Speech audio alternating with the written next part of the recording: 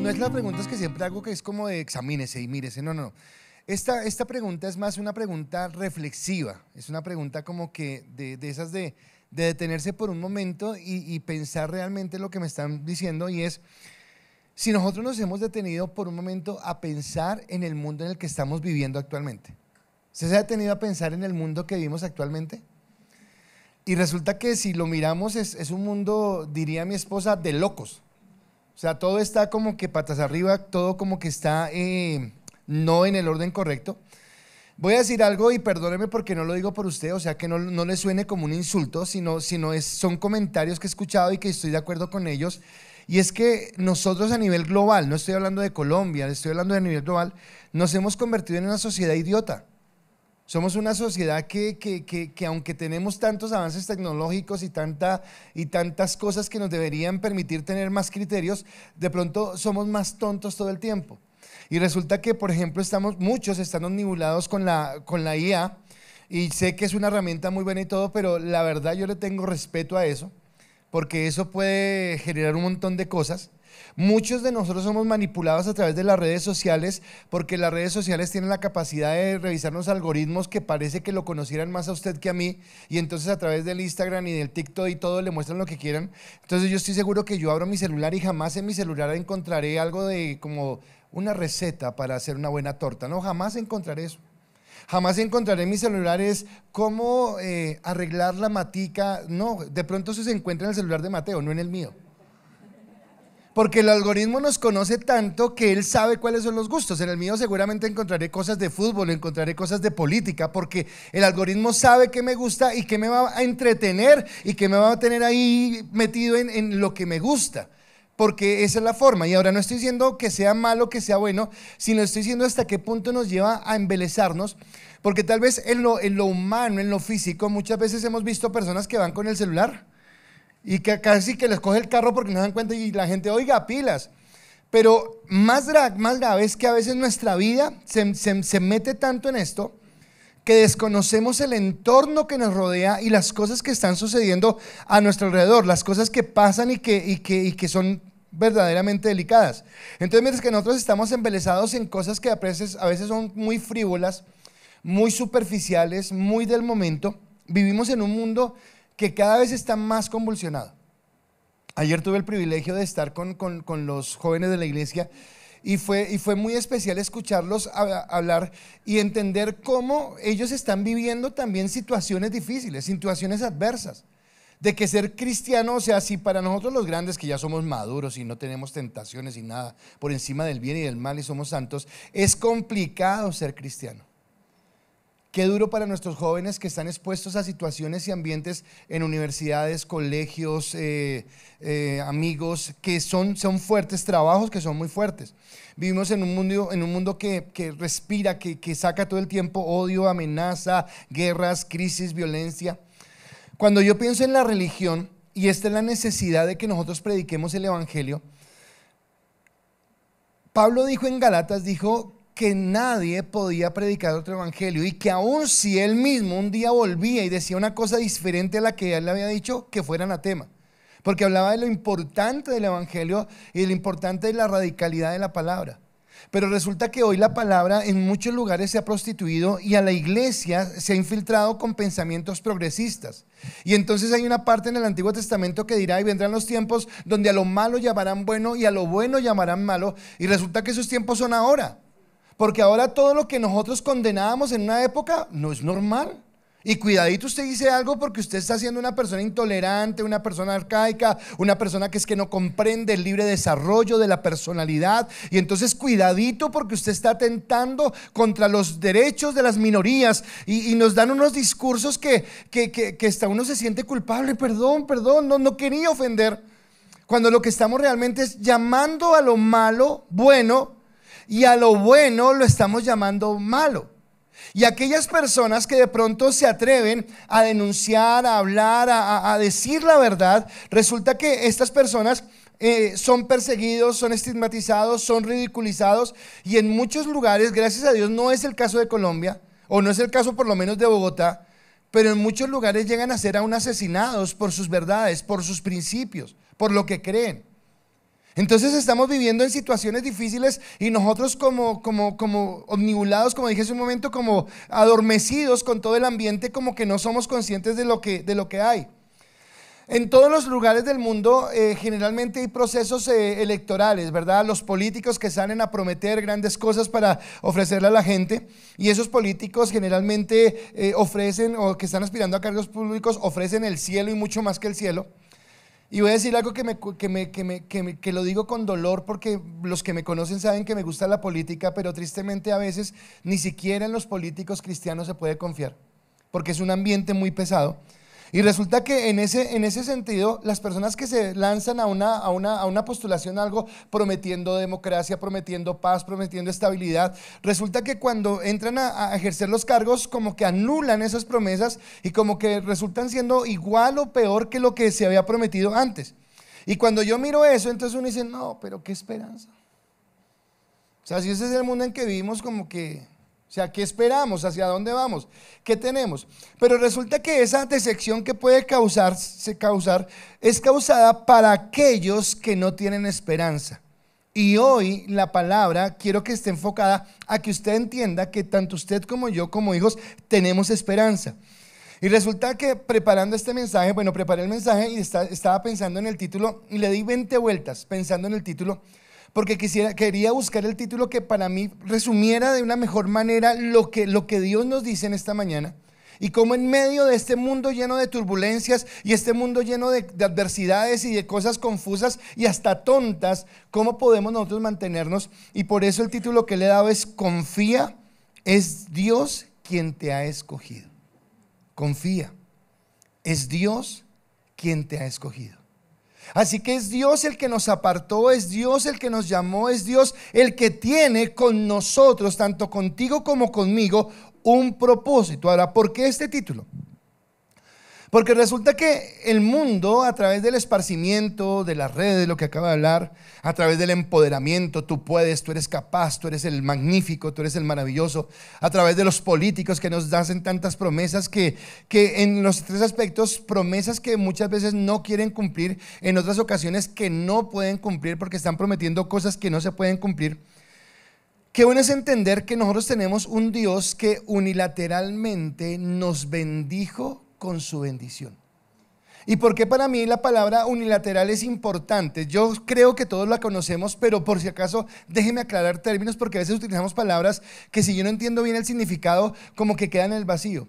Pero unilateralmente es que de una sola parte se tomó una decisión aunque la otra parte no esté de acuerdo. Entonces unilateralmente se decidió terminar con un contrato de trabajo. Unilateralmente se decidió X o Y cosa. Bueno, unilateralmente Dios decidió bendecirte a ti porque Él quiso. Y fue la voluntad de Él, fue el deseo de Él bendecir a los que eran sus hijos, y en eso es lo que Dios nos quiere hablar en esta parte. Ahora, ¿por qué es importante entender esto? Porque en un mundo que pareciera ser que nos llevará a tanta desesperanza, a tanto dolor, a tanta tristeza, a tanta amargura, a tanto conflicto, es bueno saber que nosotros tenemos la seguridad en Dios, y espero que al final de la palabra usted diga: sí, amén, creo que tengo esa seguridad de Dios. Y es más, entender que no solamente tenemos la seguridad en Dios, sino que ¿de qué tengo seguridad? ¿Cuál es la seguridad que tengo? ¿A qué es lo que estoy apuntando? ¿Y en qué es que estoy esperando? Porque es lo que Dios nos está hablando.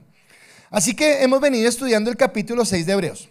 Y el capítulo 6 de Hebreos, déjenme decir una cosa breve. La primera parte, recuerden que habló de Melquisedec, dijo: vamos a hablarle de Melquisedec, y dijo: tremendo, vamos a hablar de un tema muy profundo.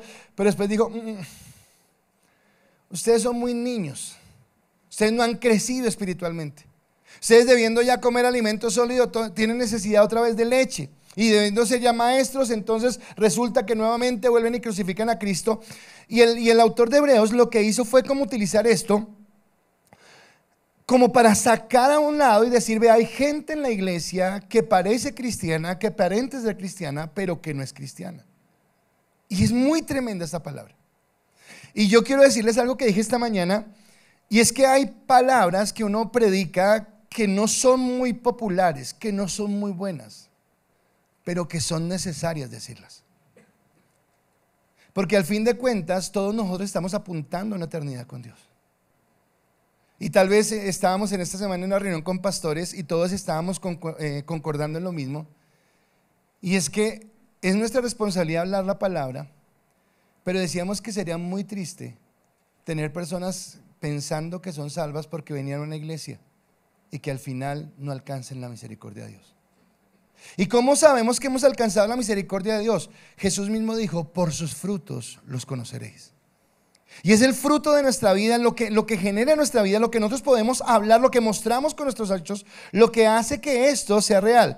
Y entonces recuerdo en el grupo de emparejados, una parejita muy linda nos enseñó sobre la parábola del trigo y la cizaña. Y nos explicaba por qué no podíamos arrancar la cizaña y el trigo cuando eran bebecitos, y era porque son muy parecidos, porque son iguales.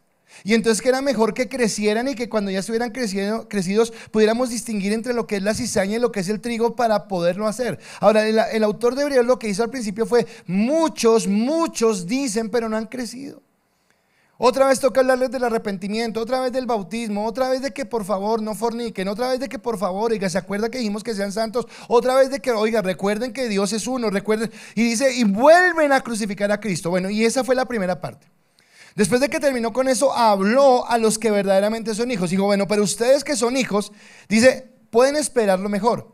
Ahora yo creo, confío y espero que en esta mañana todos los que estamos en este lugar seamos hijos. Y si somos hijos, Dios nos dice en esta mañana, podemos en Dios esperar lo mejor, ir hacia adelante. Pero a esas personas que podemos esperar lo mejor, es a los que Dios nos ha hecho sus promesas. Las promesas que son de bendición y de las cuales nos va a hablar en este momento. Ahora recuerde que Hebreos fue escrita a los judíos y que el momento histórico que están viviendo los judíos en este momento es primero persecución por causa de su fe, por lo que han creído. Están siendo perseguidos y están siendo vituperados y están siendo apedreados. Pero en segundo lugar, no solamente es lo que han creído, sino que además de eso, la doctrina está en juego, porque mucha gente ha dejado de predicar en ese momento la doctrina verdadera y están llenando de fábulas la iglesia. Y entonces Hebreos es un libro que dice, no, es así, es lo que queremos. Y tal vez este es el momento donde también tenemos que defender la iglesia, defender lo que creemos y entender que hay unas circunstancias difíciles.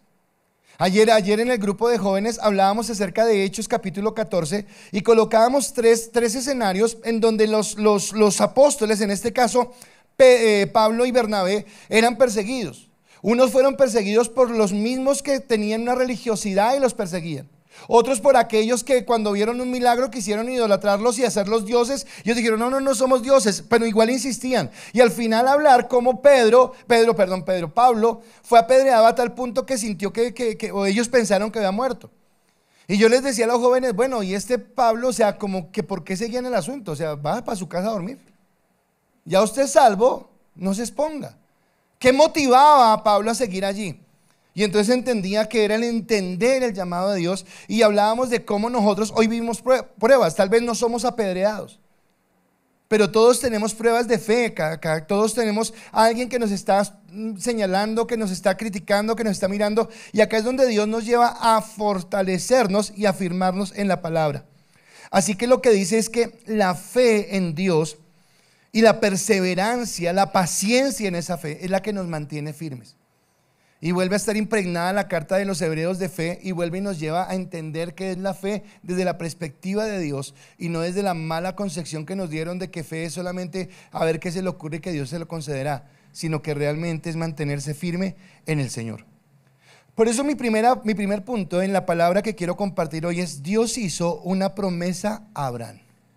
Dios hizo una promesa a Abraham. Ahora, cuando yo pienso en Abraham, tengo que entender varias cosas rápidas. Primero, Dios creó al hombre, el hombre se apartó, Dios empezó a tratar con el hombre cada vez estaba más decadente, Caín mató a Abel, la corrupción empezó a reinar en la tierra. Dios se arrepiente de haber creado al hombre, destruye la humanidad, pero al destruir la humanidad tiene en su corazón el guardar la humanidad. Aparta a Noé con su familia está guardándose para el Señor. Pero después de que Noé genera descendencia, aparece un hombre llamado Nimrod, y el hombre vuelve otra vez a tener altivez en su corazón, quiere otra vez apartarse de Dios. Y entonces como que en ese momento Dios dice: me cansé Me cansé, ya no voy a trabajar más con el hombre, voy a empezar a tomar a Abraham y Abraham voy a levantar una nación. Ahora usted y yo tenemos la concepción de que Abraham es el Israel físico, y sí, es verdad, o sea, no estoy diciendo que no sea verdad, es verdad. Pero quiero que al final entendamos qué significa Abraham para los judíos, pero qué significa Abraham para nosotros. Porque Abraham también significa para nosotros algo muy importante. Así que Dios toma a este hombre, a Abraham, para levantar un pueblo escogido. Pero qué particularidad que Dios toma a un hombre, en primer lugar, que tiene una esposa que es estéril. En segundo lugar, que ya están viejitos. Y en tercer lugar, que no tienen hijos. Y Dios le promete un hijo.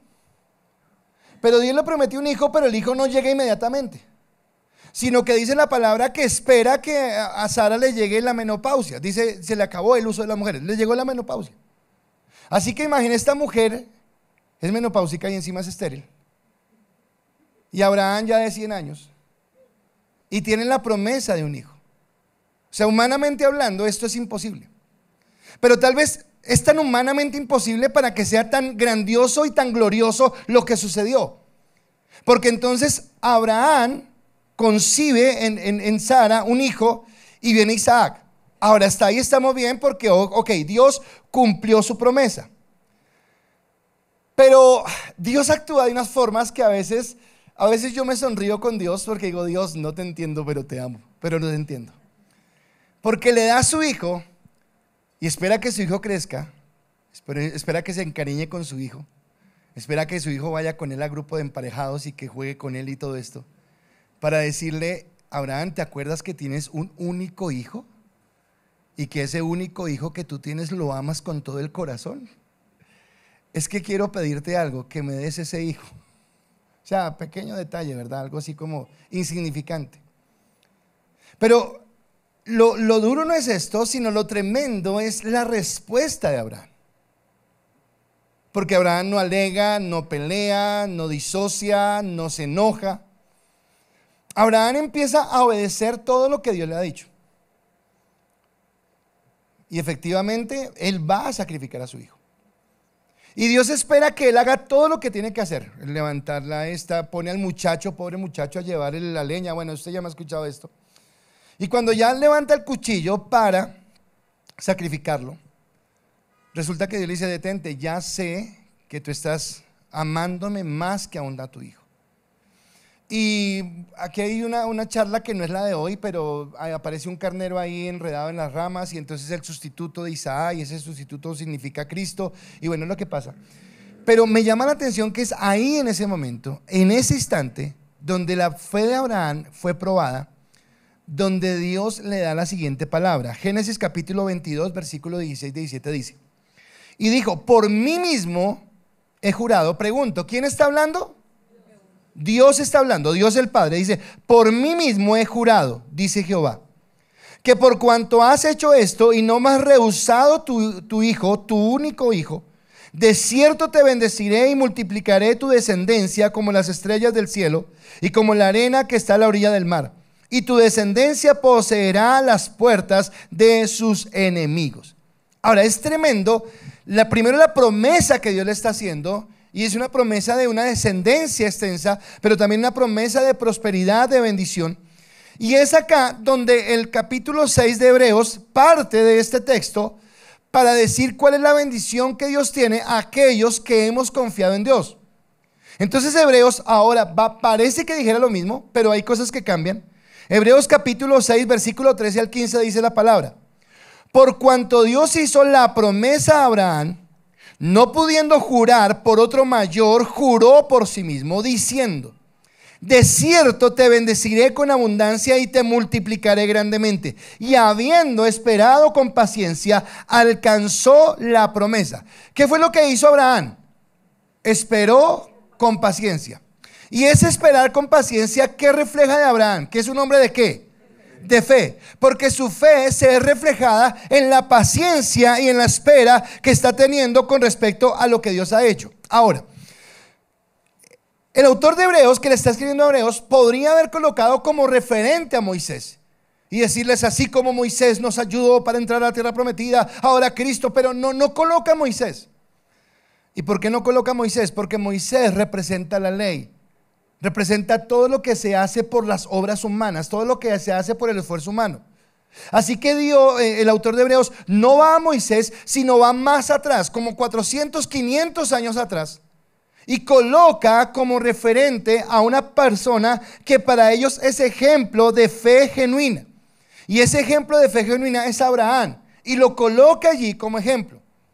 Ahora, nosotros en la Biblia conocemos títulos que tiene Abraham, y entonces, por ejemplo, Abraham es conocido como el padre de la fe, o Abraham es conocido como el amigo de Dios. Pero entendemos que es amigo de Dios no porque fueran parceros y fueran a jugar tenis todos los días, no. Dice que es amigo de Dios, que llegó a tener el título de Dios porque creyó en Dios. Y porque creyó en Dios, le obedeció, y su obediencia le llevó a caminar en esa gracia y en esa bendición. Si usted tiene un tiempo en su casa, si usted lo puede hacer esta tarde, abra hoy su Biblia en Romanos capítulo 4 y lea todo el capítulo de Romanos 4. Y Romanos 4 nos habla de cómo la bendición que Dios coloca sobre Abraham es unilateral. Dios no, Abraham no intervino. No fue que Dios dijo, oiga, este Abraham es como buena gente, este Abraham es como un buen tipo, este Abraham es como espiritual. No dependió de Abraham, sino dependió de Dios, que lo apartó, que lo miró y dijo, te voy a bendecir. Eso es lo que nos dice el capítulo 4 de Romanos, donde está hablando de que la promesa de Dios es unilateral, otra vez, que depende única y exclusivamente de Dios. Ahora, yo les pregunto algo. ¿Cuántos acá creen en Dios? ¿Y cuántos acá creen en las promesas y en la palabra de Dios? Ahora, si Dios dice, te voy a bendecir, ¿para cuántos eso sería suficiente? Al resto no. ¿Para cuántos es suficiente que Dios nos diga, te voy a bendecir? ¿Será suficiente? Pero resulta que Dios dice, juro por mí mismo. O sea, quiero que entre en esto lo que significa. Me llama la atención en dónde se produce el contexto. Porque yo podría decir que Abraham ya había alcanzado la promesa. Dios le dijo, te voy a dar un hijo, y le dio el hijo. Ya tiene el hijo. Pero Isaac es el cumplimiento inmediato, es del momento de la promesa. Pero la verdadera promesa que Dios le dio a Abraham no fue solamente ese hijo físico, sino es una promesa mayor, es una promesa más grande. Por eso le pide que lleve a su hijo a sacrificarlo. Pero cuando no permite que lo haga, mostrando su fe, también hay una segunda cosa que nos muestra, y es que el cumplimiento de la promesa que Dios iba a hacer a Abraham, o que estaba haciendo Abraham, ese cumplimiento no se iba a dar en Isaac, sino que ese cumplimiento más adelante se iba a dar en Cristo. Ahora, recuerde, Dios tomó a Abraham para que fuera el padre de la nación escogida. ¿De quién? De Dios. Tenga eso en mente. Abraham fue escogido para que fuera el padre de la nación escogida por Dios. Y ahora está diciendo, pero no es en Isaac donde va a haber la bendición plena, sino más adelante en Cristo, donde vamos a encontrar esa bendición plena. Y algo más paradójico, y más para que usted siga así como pensando, es que Abraham no alcanzó a ver la bendición. Ay, pastor, ahí sí no, porque el hombre tenía plata. ¿Usted no ha leído? El hombre hasta se peleó con el sobrino porque tenían tantas ovejas y tantas vacas que se tuvieron que repartir. Sí, pero no era esa la bendición. ¿Sabe a qué me lleva a mí? ¿Qué pensaba cuando estaba preparando el mensaje? Me llevó inmediatamente Mateo capítulo 6, versículo 33. Mas buscad primeramente el reino de Dios y su justicia, y todas las cosas os serán añadidas. Lo que me hace entender es que lo que vivió Abraham en esta tierra, ¿qué tuvo Abraham en esta tierra? Tuvo su hijo, tuvo una buena familia, tuvo prestigio, él era un hombre reconocido, tuvo dinero, tuvo influencia. Pero ¿sabe qué es eso para Abraham? Eso eran añadiduras. Porque la meta y la mirada que tenía Abraham no era en ese momento. Porque Abraham no vivió, escúcheme, Abraham no vivió para ver la bendición. No alcanzó la bendición. Me adelanto un poquitico, le hago spoiler de 5 segundos de la prédica. Pero usted y yo somos parte de esa promesa de bendición que Dios le dio a Abraham. Pero Abraham no nos conoció a nosotros, no nos pudo ver, pero hace parte de esa promesa. ¿Por qué? Porque él no alcanzó a verlo. Cuando lleguemos a Hebreos 11, yo estoy que me llego a Hebreos 11, pero así, pero no puedo llegar a Hebreos 11 si primero no hacemos todo esto. En Hebreos 11, versículo 13 y 14 dice, conforme a la fe, murieron todos estos, en esa lista está Abraham, sin haber recibido lo prometido, sino mirándolo de lejos y creyéndolo y saludándolo y confesando que eran extranjeros y peregrinos sobre la tierra. Porque los que esto dice claramente deben entender que buscan una patria.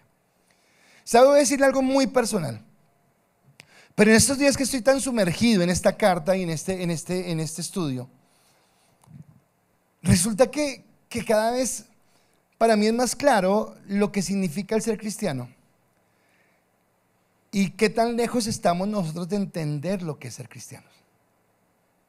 Porque ha sido tan pervertido el evangelio que nosotros tenemos la concepción de que el evangelio es que yo abro la boca y Dios concede cada petición que hay en mi corazón. Casa, carro, beca, prosperidad, abundancia, fama, prestigio, hogares bonitos, el esposo, la esposa, el hijo, la hija. Bueno, yo quiero decirles que lloré por un hijo. Y les dijo que tuve fe y lo quise. Yo sabe que mejor no predico. No, yo entendí que la fe no es el esperar que Dios me dé lo que yo quiero, sino en entender que Dios tiene un propósito sobre mi vida. Por eso en Isaías dice, porque tus pensamientos no son mis pensamientos, ni tus caminos son mis caminos. Porque más altos que tus pensamientos son los míos y más profundos o mejores que tus caminos son los míos. Así que lo que veo es que aunque Abraham disfrutó de la bendición acá en la tierra, esto que está diciendo lo pone a él una vez más de frente con la eternidad. ¿Y qué pensamos de la eternidad? Ayer tuve la oportunidad, me pidieron el favor de ir a orar por una persona. Y fui a orar por esa persona. Y pues no conozco bien a la persona, obviamente no conozco bien a su familia. Entonces cuando entré había alguien con él y yo como que, buenas tardes, soy pastor, me pidieron el favor de venir a orar. ¿Usted quién es? Y me dijo, yo soy la hija. Ok. Entonces le dije, ¿me permite orar? Y le dije, listo. Ahora, yo sabía que iba a orar y no iba a cambiar mi oración, pero dije, ay, esta chica me va a escuchar orar y de pronto me va a sacar esas patadas de acá. Le dije, pero no importa, igual voy a orar. Entonces le dije, ¿me acompaña? Me dijo, sí, claro. Y entonces mi oración brevemente fue diciéndole, Señor, esta persona está muy enferma. Y creo que ahorita lo que más importa es su salvación. Porque al fin y al cabo todo lo que he hecho en este mundo, acá se queda. Pero ¿qué viene de aquí en adelante? Así que Señor, yo te pido que tú le des la oportunidad. Y hablé con él, le hablé al oído, le dije, Señor, si usted está escuchándome, es el momento de que usted se ponga cuentas con Dios, de que usted pida perdón, todos nos hemos equivocado, pero Dios tiene la oportunidad, oré por él. Y mi oración fue, Señor, si lo vas a llevar a tu presencia, que le des la oportunidad de arrepentirse, que él pueda tener esa reconciliación contigo. Pero Señor, si lo vas a sanar, sánalo bien, que quede restaurado, que no quede mal, sino que quede bien. Porque no porque la familia quiera tenerlo, lo van a tener de cualquier manera, sino que realmente tenga una vida de calidad. Fue lo que hice. Obviamente todo el tiempo yo estaba con los ojos cerrados, pero como... Cuando terminé la oración, la hija que estaba al lado me dijo, gracias, porque esa es la oración que yo estoy haciendo. Y recuerdo que me dio la oportunidad en ese momento de tomarle la mano y también de orar por ella, para que Dios la fortaleciera y para que la bendijera. ¿A qué me refiero? A que mientras que en las iglesias de pronto, predicamos tanto sobre tu bienestar, sobre tu prosperidad, sobre que Dios te va a conceder los sueños, sobre que vas a tener el carro, la casa, los sueños que tienes, cuáles son tus anhelos. Estamos dejando de predicar de que hay una eternidad y que esa eternidad es algo real. Y que si nosotros no tenemos a Cristo en nuestro corazón, vamos a ser condenados eternamente. Pero que si tenemos a Cristo en el corazón, vamos a vivir una vida plena. Y la meta que tenía Abraham no fueron las vacas, las ovejas, las fincas, la tierra que tuvo. Eso fue algo que Dios le dio adicional, pero que había algo más grande y era lo que estaba apuntando a Abraham. Y yo quisiera preguntarte en este momento, ¿dónde está tu mayor meta? Cuando tú buscas a Dios, ¿cuál es el mayor deseo de tu corazón? El que Dios conceda la pequeña petición de tu corazón cuando hay algo más grande que Él tiene para nosotros.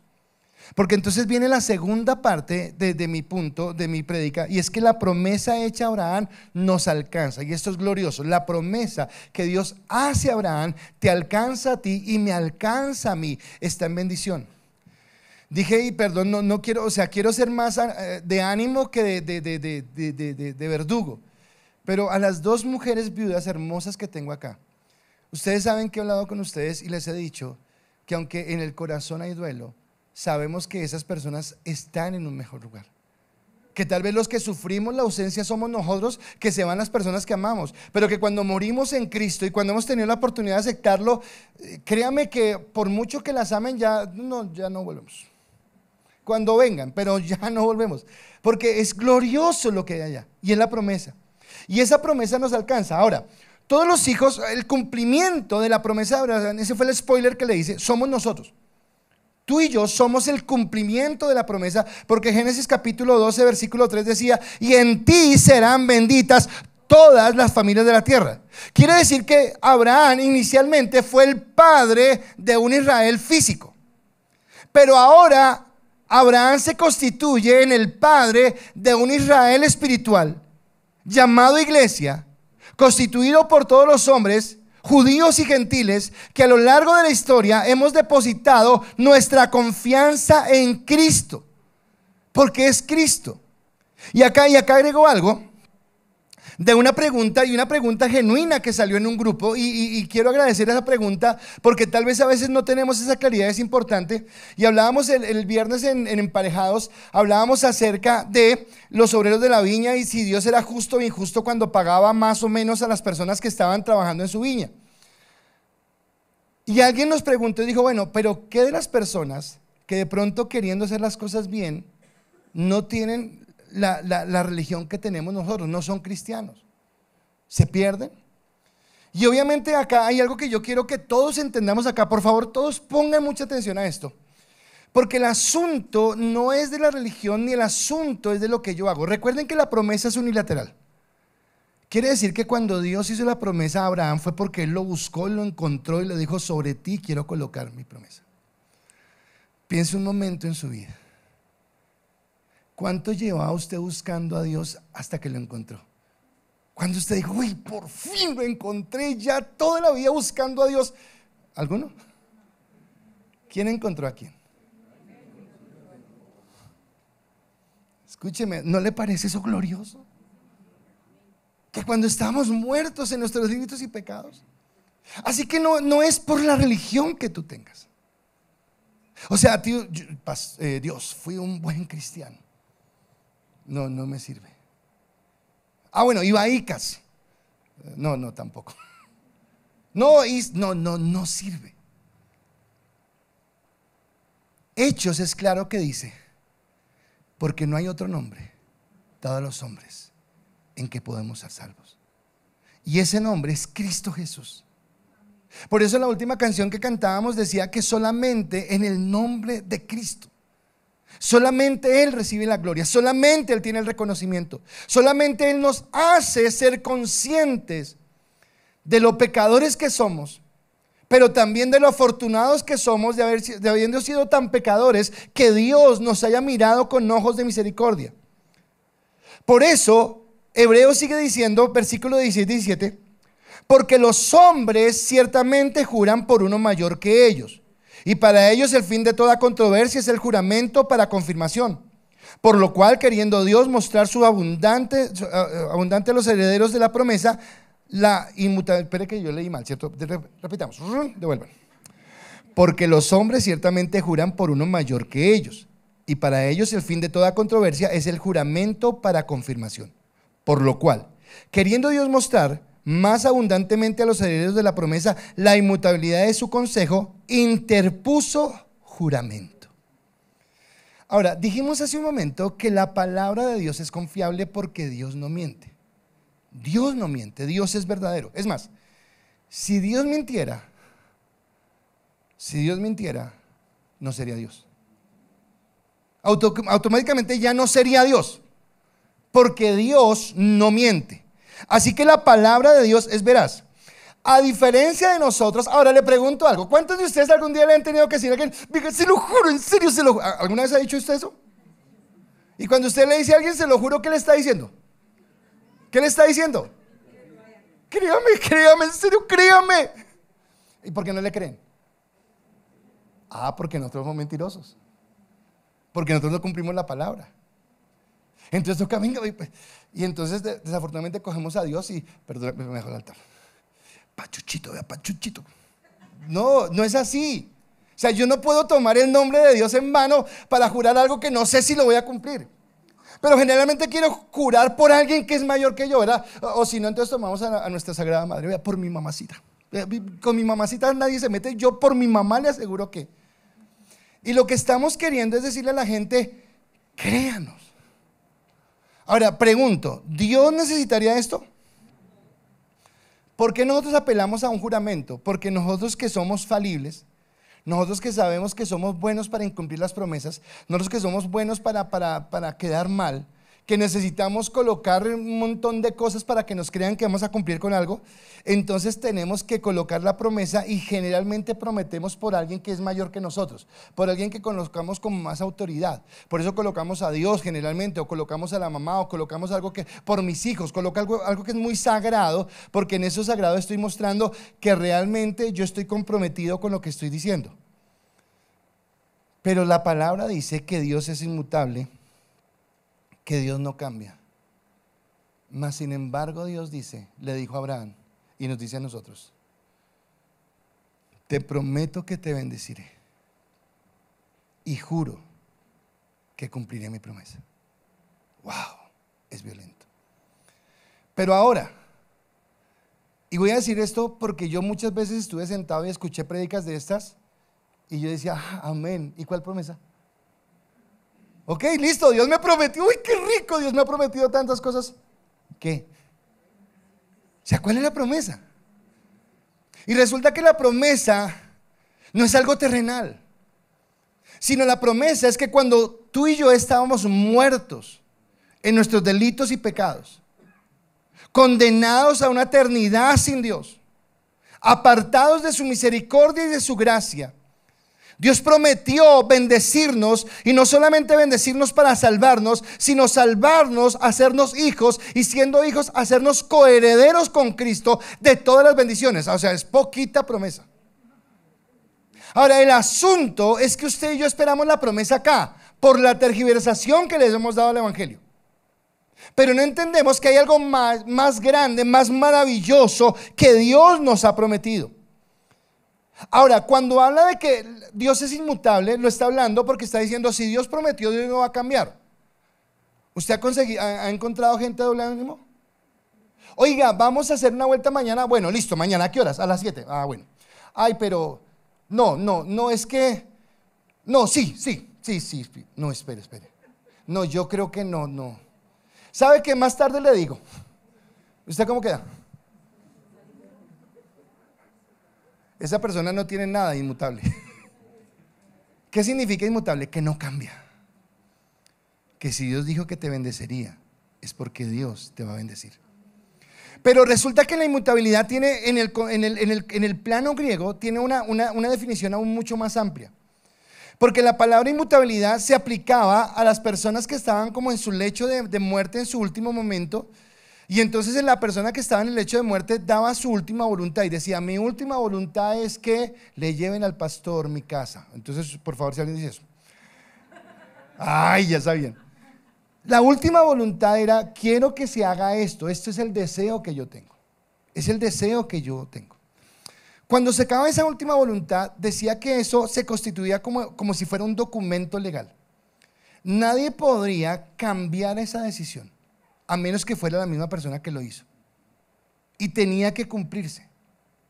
Ahora, cuando me habla de la promesa de Dios que es inmutable, me está diciendo que es una promesa que tiene una connotación legal y que no puede cambiar porque ha sido declarada por Dios mismo.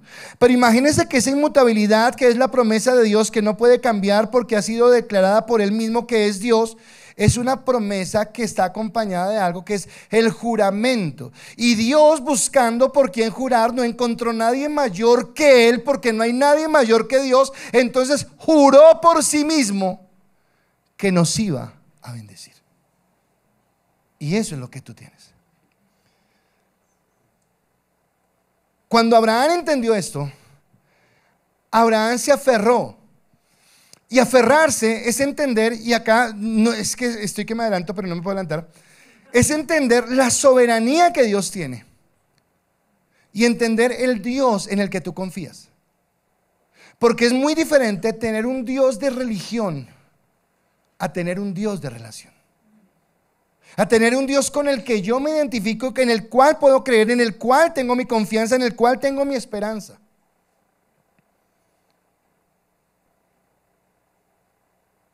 Usted no necesita convencer a nadie de que usted es buen cristiano. Tuve en estos días una charla con alguien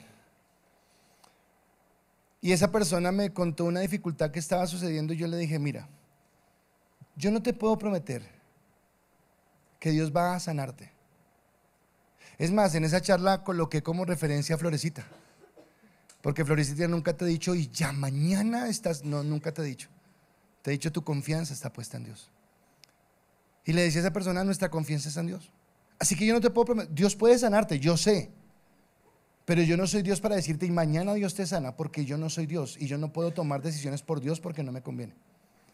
Pero lo que sí puedo decirte, le dije a la persona, es que si tú caminas de la mano de Dios, si tú te metes en su palabra y si tú tratas de obedecer al máximo su palabra, esa obediencia a la palabra va a traer bienestar a tu vida. Fue el consejo que le di.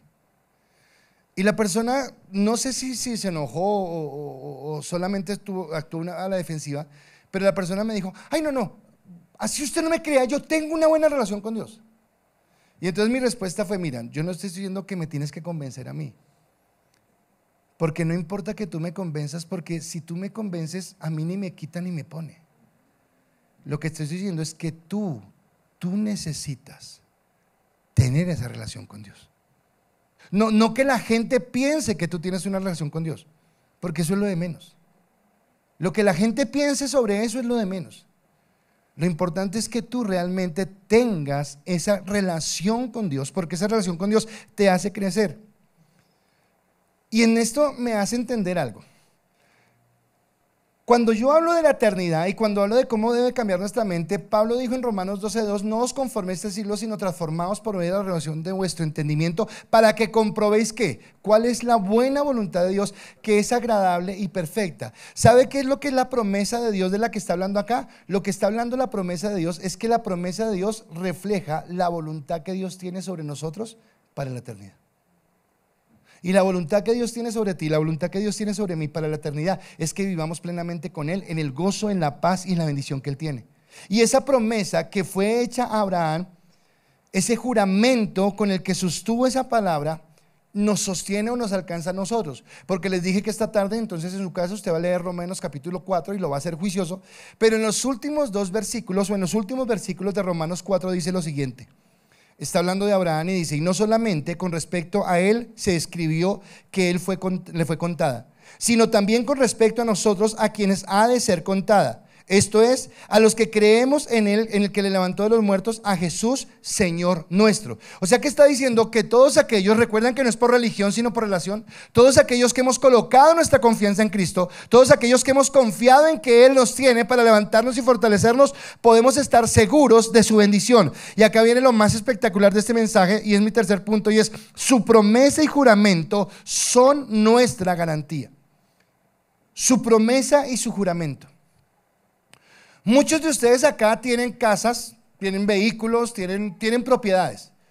Si yo le preguntara a usted: ¿cómo usted me certifica? Ahora no tengo que hacer eso, sino es para que me entienda el ejemplo. ¿Cómo me certifica usted que eso es suyo? Usted no, pues porque yo le digo, ¿y qué? No, eso no sirve. Usted tiene que mostrar ¿qué? Un documento legal donde muestra que usted es el propietario del vehículo, de la casa, del negocio, de algo que es su propiedad. Ahora, ¿cómo hago yo para creer la promesa de Dios? ¿Cómo hago yo para no rascarme la cabeza y decir: ¿será que sí? Oiga, ¿será que sí? ¿O cómo hago yo para creer? Y acá viene su promesa y su juramento. Nosotros como seres humanos, ay, nos han fallado. ¿A cuántos les han fallado acá? Ay, sí, llore. Ahora, ¿a cuántos le ha fallado a usted? Ay, sí, no. Todos hemos fallado y a todos nos hemos fallado, nos han fallado. Es más, nos fallamos a nosotros mismos. ¿Cuántas veces usted ha dicho, seguro que desde mañana, seguro? Piense lo que quiera, pero desde mañana seguro, piense lo que quiera. Y llega mañana, después. Hasta nos fallamos nosotros mismos.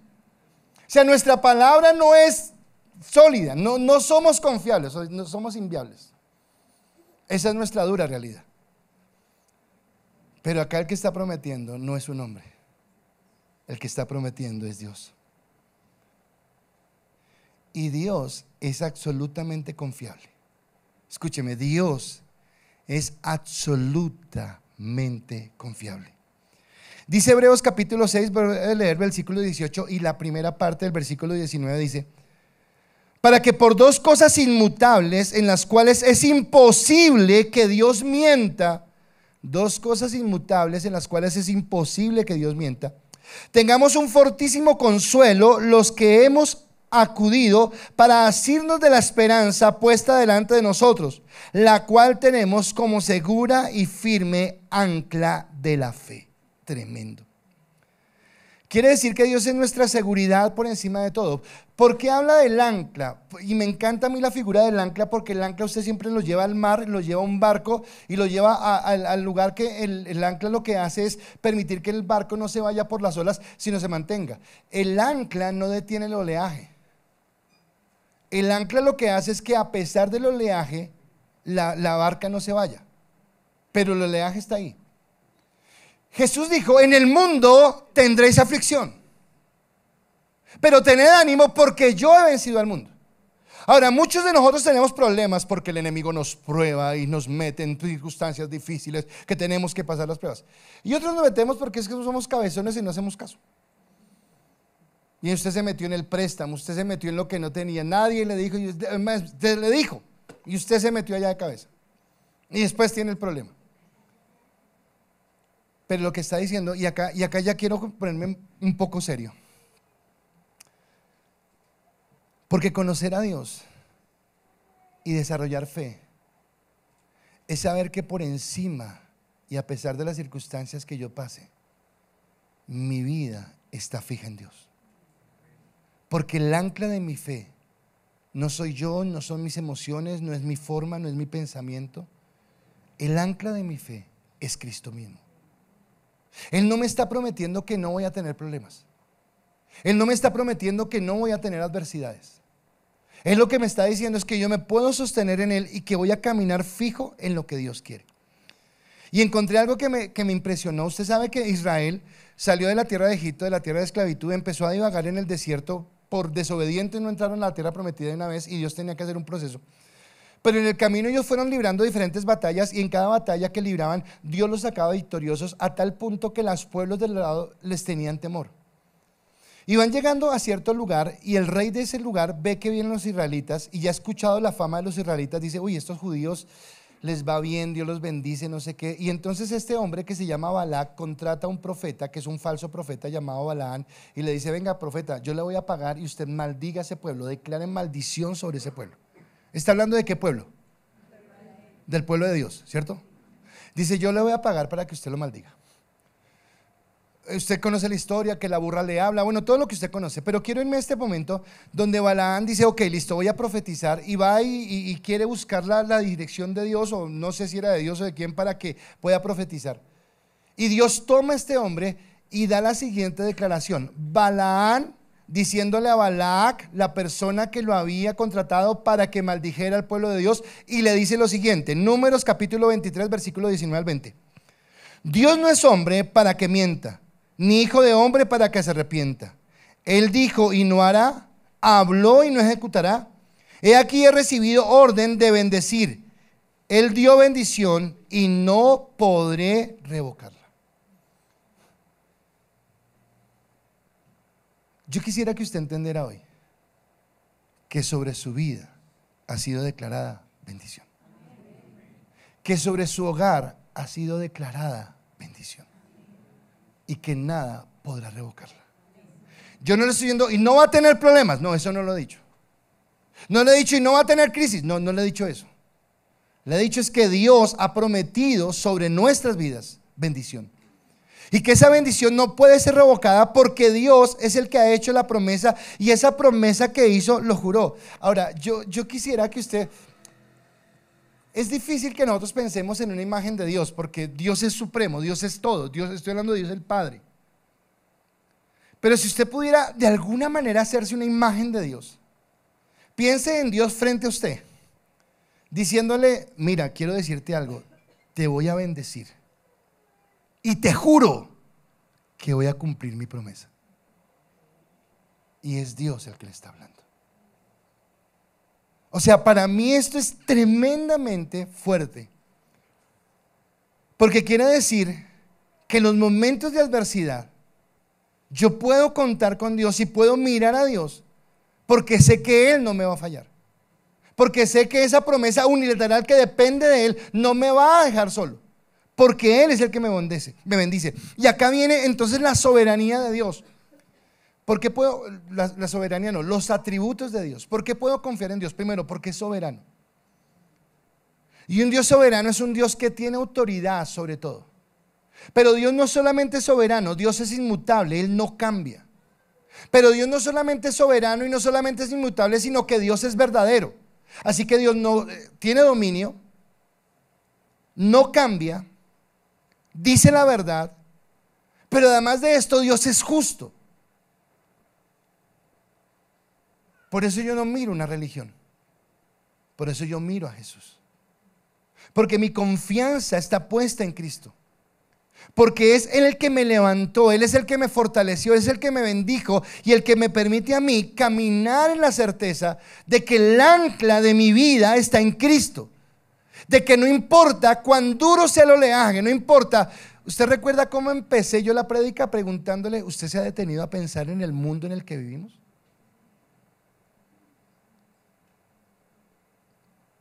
Y ayer hablando con los chicos, bendigo a los papás de los chicos que están acá y les invito a que fortalezcan y guarden el corazón de sus hijos. Pero son hijos que están realmente amando a Dios. Pero la seguridad que ustedes como papás o nosotros como líderes o pastores podemos tener en que ellos no se apartarán, no está en ellos mismos. Yo no puedo confiar en los jóvenes que ellos no se van a apartar. No, yo confío en Dios, que es el que los va a guardar. Confío en Dios, que es el que los va a sostener. Porque si fuera por nosotros tendríamos temor, tendría miedo. Pero no es de nosotros, sino es de Dios quien nos levanta. Por eso termina el autor diciendo, versículo 19, la segunda parte, y el versículo 20 dice, y que penetra hasta dentro del velo, donde Jesús entró por nosotros como precursor, hecho sumo sacerdote para siempre, según el orden de Melquisedec. Para penetrar hasta dentro del velo. ¿Estaba Jesús en una tienda de telas? ¿De qué velo está hablando? ¿A qué se está refiriendo? Y me habla del lugar santísimo. Pero escúcheme, el tabernáculo que Moisés hizo en la tierra no era el tabernáculo original. Ese tabernáculo era una sombra, era una imitación, era una réplica de un tabernáculo más grande, y es el tabernáculo de Dios en el cielo. Ahora quiero preguntarle, cuando Jesús entró detrás del velo al lugar santísimo, ¿a qué lugar entró? ¿A la réplica o al celestial? O sea, a la misma presencia de Dios, a la gracia. Pero dice la palabra que entró como precursor. ¿Y precursor es qué? Alguien que va abriendo el camino. ¿A quién le abre el camino ese precursor? A los que van siguiendo, no a nosotros todos, sí a ustedes, pero yo no aceptaría ese nosotros de cualquier persona. Quiero que entienda eso, o sea, no es nosotros cualquier persona. Es nosotros los que hemos confiado en Cristo, que por la fe hemos entendido nuestra maldad, y entendiendo nuestra maldad hemos colocado nuestra confianza en Dios para poder entrar a ese lugar. Y escúcheme, cuando yo entro a ese lugar, quiere decir que no importa las adversidades, los momentos difíciles, las situaciones que yo viva, Dios es mi paz completa. Dios es mi plenitud. Como te dije hace un momento, si tú colocas tu fe en Dios y eres obediente a la palabra del Señor, Dios te va a dar bienestar en esta tierra. Dios va a permitir que tú tengas una vida agradable y de bendición acá en esta tierra, porque es la promesa de la bendición. Pero recuerda que todo lo que tú recibas en esta tierra es añadido. O sea, lo que tú recibas, puedes tener el mejor carro, la mejor casa, el mejor trabajo, el mejor reconocimiento, ser lo que tú quieras. Pero nada, nada, absolutamente nada de lo que tú tengas en esta tierra se compara a lo que Dios tiene preparado para ti y para mí en la eternidad. No hay punto de comparación, no hay cómo mirar esa comparación. Y es lo que Dios nos está prometiendo, y por eso ahora entonces tiene sentido el título, porque el título es confía, fue Dios quien te escogió. O sea, no depende de ti.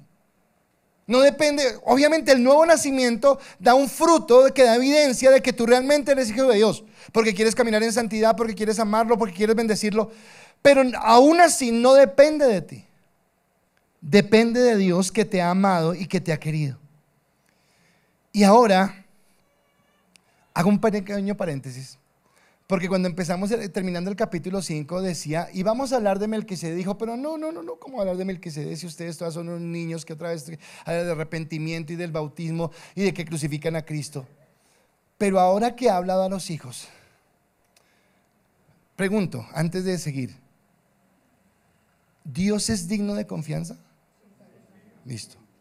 Ahora la pregunta segunda es más delicada. ¿Confías en Él? Amén, yo creo ese amén. Pero mi confianza en Dios no se muestra en un amén, sino se muestra en el diario. Cuando enfrente las circunstancias, cuando pase las situaciones y cuando yo pueda entender que a pesar de... Yo voy a decir algo que dice mi esposa, obviamente no soy Dios, yo no soy Dios, pero voy a decir algo que me dice mi esposa a mí y que yo creo que sirve para esto. Y muchas veces cuando tenemos problemas, usted me ha escuchado esto, cuando tenemos problemas, hay mal genio porque yo estoy ahí que no puedo dormir pensando en el problema y está allá. Dije, esto no le interesa. Y de pronto a la mañana siguiente yo le digo, no, negro, estoy durmiendo yo aquí, estoy que no sé qué hacer. Y ella siempre me mira y me dice, pero usted lo resuelve. Y se va. No me aportó nada. Pero ¿sabe qué está diciendo ella? Yo confío en el esposo que tengo. Y yo soy humano y puedo fallar. Y si nosotros siendo humanos y que podemos fallar, podemos generar fe en las personas, ¿cuánto más no puede generar Dios en nosotros? El creer que si Él prometió, Él lo cumplirá. Que si Él prometió, Él lo hará. Y ahora sí, cuando entendemos esto, entonces yo puedo entender por qué Cristo entró a ese tabernáculo celestial y por qué el sacerdocio de Cristo es tan especial, que no tiene nada que ver con el sistema levítico, que no tiene nada que ver con Aarón, sino que es diferente porque es superior, porque es según el orden de Melquisedec. Así que si usted quiere saber eso, no se pierda la próxima prédica. Pero hoy quiero que creamos en que podemos confiar en Él, en que Él nos levanta, en que Él es nuestra fortaleza y Él es nuestro sustento, y que no importa el problema que estemos atravesando, no importa la adversidad, no importa tal vez si nos prometieron cosas que no se están cumpliendo, porque tal vez tendrías que pensar de dónde vino la promesa, si vino realmente de Dios o vino de tu deseo, de tu intención o de algo que escuchaste. Pero que las promesas de Dios sobre tu vida son más grandes. Y que aunque en esta tierra Él te va a guardar y te va a bendecir en la medida que tú como hijo te mantengas en obediencia, nada de lo que Dios te dé en esta tierra se puede comparar con lo eterno que Él ha apartado para aquellos que somos sus hijos.